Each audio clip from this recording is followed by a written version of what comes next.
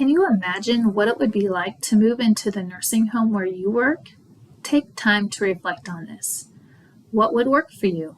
What would not work for you? Moving to and living in a nursing home is a major life transition. Societal and cultural perceptions of nursing homes can fuel fear and make this transition even more difficult. As we think about traditional and historic nursing home care models, we can see how negative views of nursing homes formed. Almshouses were the precursor of today's nursing homes. They hosted the oldest old, orphans, people with disabilities, and those facing addiction who were homeless. Almshouses provided meals and shelter, but no other services, leading to very poor living conditions. Old age homes replaced almshouses, and in the 1940s, old age homes evolved into nursing homes connected to hospitals. It was at this key juncture that nursing home care was medicalized, adopting many hospital practices and approaches to care.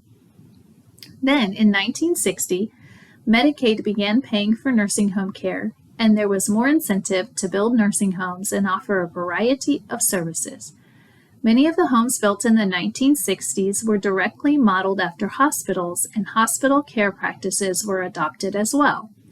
The medical model is characterized by efficiency, focused on illness rather than the person, and are hierarchical and rigid in structure. While these care practices are necessary for short-term stays, they do not translate well into living environments where people live for extended periods of time, such as nursing homes, where the average length of stay is just over 2 years. Bill Thomas, a famous geriatrician and founder of the Eden Alternative, pointed out that these traditional nursing home environments with hospital-like care practices lead to 3 plagues: loneliness, helplessness, and boredom. Judith Carboni further found in her research that elders living in traditional nursing homes experience some of the same feelings that those who are homeless experience. Feelings such as powerlessness, dependence, non-personhood, disconnectedness, insecurity, meaningless space, placelessness with no journey, and without boundaries. We can do better. The good news today is that we do know better. This efficiency, hospital-driven model of care is a way of the past. Person-centered care is now the expectation. Even the recently revised federal regulations and Medicare payment models call for and support person-centered care delivery. Though person-centered care is the expectation, many nursing homes have not yet made the full transition. There is still need for improvement. Person-centered care is a philosophy that changes the focus of caregiving from accomplishing tasks to emphasizing the person.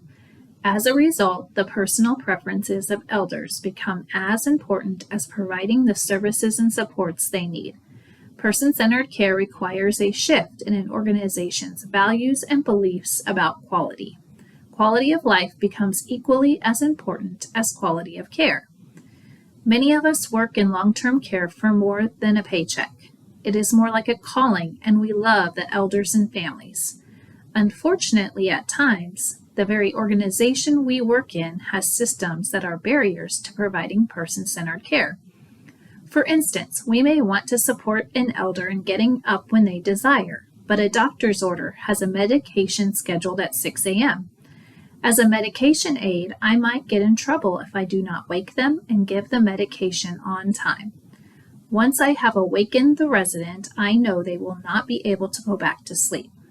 Or, as a caregiver, I might know that Janice is grumpy if I wake her before 7:30, but I know the kitchen stops serving hot breakfast at 7:30. I know she loves hot breakfast, so I wake her up at 6:45 to get her out to breakfast every morning. She stays grumpy until lunch. Subtle policies, practices, and systems within our workplace get in the way of supporting each elder in the way they want to live life. With the best of intentions and with big hearts, we aren't able to fully provide person-centered care because the system is broken. To fully realize person-centered care delivery requires deep organizational change. It is not about minor adjustments or talking about what we do differently. It is a major transformation both personally and organizationally. Deep, meaningful organizational culture change takes a minimum of 3 to 5 years. Many top person-centered care homes in the nation report that their journey took 7 to 8 years from their initial start. Though full integration of person-centered care takes time, each step along the way is a success. Each leg of the journey makes life more satisfying for elders and staff alike. When this journey is done with high levels of engagement across the organization, success rates are even higher. Involve everyone. PEAK is your guide to help and support you on your person-centered care journey. It provides a clear framework of what person-centered care is, and soon you will begin working on how your organization plans to put person-centered care into action. Let's further explore person-centered care. It's easy to see that person-centered care is important. What becomes tricky is determining what it looks like to provide person-centered care in the day-to-day life of a nursing home. This is where PEAK comes in. The PEAK criteria are a framework for person-centered care that were developed from national evidence-based research. These criteria will help your team have a shared definition of what person-centered care looks like in practice. That means you can be on the same page as you make changes to how you do things in your organization. The Kansas Department of Aging and Disability Services person-centered care criteria is divided into 4 domains: resident choice, staff empowerment, home environment, and meaningful life. Let's look further at each of these domains, starting with resident choice. Resident choice speaks to elders directing their own lives. Promoting choices is the most basic and essential principle of person-centered care. Real choice is not simply being allowed to pick from options predetermined by us. The choice we are talking about here is a deeper level of choice that speaks to elders' autonomy. It is not regimented by us. It is having the power to determine your own options. For instance, I like Wheaties and dried cherries and milk for breakfast. If I moved into a nursing home and the breakfast buffet had 20 choices of cereal, but no Wheaties and dried cherries, then I would not be able to fulfill my breakfast ritual. It is the power to make your own decisions, good and bad. We accept risk as a normal part of life. With any person-centered care value also comes a responsibility. To support this level of choice, it is important to have systems, training, and policies in place. Working through the PEAK criteria helps you and your organization embrace the values of resident choice and provides practices and tools to help collaboratively implement what is needed to do it responsibly. Within the resident choice domain are 4 cores. These include food, sleep, bathing, and daily routines. Criteria in these core areas help to break down systems within food service, caregiving, bathing, and care planning that are inflexible and rigid to be more flexible, adaptable, and individualized while also responsibly meeting elders' needs. Think back to the elders and family members sharing about their experience moving into a nursing home. We heard their feelings of fear related to loss, powerlessness, and lack of control. Wouldn't it be amazing if the systems in your nursing home supported elders' normal habits, routines, and preferences right from the start? That's what resident choice is all about. Resident choice cannot be fully realized without staff to support it. The PEAK domain staff empowerment speaks to direct care staff being empowered to support elders in the decisions they make. The goal is to keep decisions as close to elders as possible. Direct caregivers, CNAs, CMAs, nurses, housekeepers, cooks, maintenance staff, and others know the elders. They know that Margaret starts pacing and saying she hurts when she needs to go to the bathroom, but she is not able to verbalize that she needs to go. Instead of getting pain medication, the team tries the bathroom first. Empowered direct caregivers have latitude and authority to support an elder's decision on the spot. They are not required to run basic decisions up the flagpole or chain of command because the organization has a flattened hierarchy. Empowered staff understand they are expected to support elders' decisions and know they will be supported by leaders in the organization. They understand what is expected of them because they have the tools and training they need. Empowered staff have access to information necessary to support elders' decisions. Direct care staff are valued and involved. Professional opportunities exist to grow staff. Direct care staff can participate in decisions affecting their work.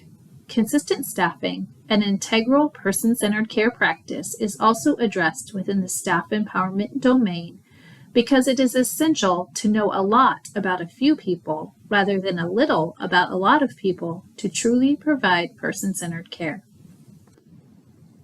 Within the staff empowerment domain are 4 cores. These include relationships, decision-making resident care, decision-making staff work, and career development. Criteria in these core areas restructure leadership and decision-making within the organization and strive to create a workplace culture where it is everyone's job to serve and support elders while valuing each other regardless of job title. Staff are one of our organization's most valuable assets, so we must invest in them and not just financially.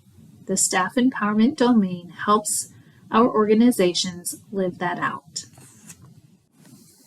Another hallmark of person-centered care is the term home. Our homes are often spaces that evoke feelings of privacy, safety, and comfort. We can let down at home and really be ourselves. As stated in the video introduction, our traditional nursing home environments with hard surfaces, standard colors, loud noises, and institutional features have caused elders to express feelings like that of homelessness. The home environment domain speaks to the built environment being recognized as the elder's home, and resident comfort is honored over staff convenience. Said another way, we must shift our thinking from elders live where we work to we work where elders live. It is the elder's home 24/7. While this does mean the environment should be homey and comfortable, it is more than that. It goes beyond the building and the furnishings and looks at practices of the team around true boundaries and privacy. Supporting true privacy and control, supporting choices for solitude, personalization of the living space, and accommodating and promoting self-care and independence. The home environment domain has 2 cores, resident bedrooms and resident use space. All of us interact with spaces around us daily. Traditional nursing home environments cue and reinforce the behaviors of an institution and medical model, whereas the changes outlined in the home environment criteria reinforce human connection and person-centered care delivery. Large capital projects or renovations are not necessary to accomplish a change in the environment. Homes have accomplished changes without major capital expenditures and have incorporated changes into regular maintenance that is necessary as you do business. Let's look at some examples. These pictures show personalized resident bedroom spaces. In person-centered care homes, elders are encouraged to bring items and furniture from home and are supported in hanging and organizing their belongings the way they want them. Some homes even offer elders the opportunity to paint their bedroom space the color of their choice, though this is not a requirement of the PEAK program. The goal is for the elders to be empowered to put their imprint on the space while they live there. One of the few required physical changes to the space for the PEAK program is to eliminate nurses' stations. The idea behind this is to work where elders live and remove barriers between staff and elders. Homes have been very creative in making this happen and have even involved elders in taking sledgehammers to old nurses' stations in the process. There isn't a one-size-fits-all strategy to accomplishing this, but as you can see, homes have been resourceful in making it happen. Changes such as these help cue our behavior to support person-centered care practices. Behavior is just as important as the physical environment. Even when nurses' stations are eliminated, we must be diligent in not using other spaces like the old nurses' stations. Watch for the red flags of staff gathering around the new workspaces and segregating themselves from elders and using alternative workspaces as parking lots for elders. These are practices to work away from and instead work to spend as much time amongst elders as possible. Beyond eliminating the nurses' stations, work to get rid of institutional elements or things that look like they belong in a hospital rather than a home. Begin to replace those items with more home-like alternatives. Get creative. Meaning in life looks different for everyone. The Meaningful Life domain speaks to elders having the opportunities and assistance to pursue a purposeful life. Let's hear from elders on this subject. As the elders expressed, this does not speak to traditional activity calendars. It does not refer to spending time or filling time, but making life meaningful. It changes the focus from activity programs to community life. How do I want to spend my day? What is my personal routine? What brings me pleasure? We are not always entertained. We need to do things that matter to us. Elders need opportunities to contribute in a meaningful way, participate in community decisions, help other people, and maintain existing ties to family and friends in the outside community. The Meaningful Life domain has two cores, supporting the human spirit and community involvement. Traditional nursing homes are great at filling the basket with stones, but leave empty spaces that provide true, deep meaning, represented by the pebbles, sand, and water. A truly person-centered organization supports and facilitates elders in filling their basket up to completion: stones, pebbles, sand, and water. It takes everyone to do this well. The Meaningful Life domain is all about implementing and supporting elders in pursuing meaning and purpose in their lives. Now, this is living. Every elder should have the ability to continue to live life when they move into long-term care, rather than giving up pieces of themselves and their autonomy when they move into skilled care.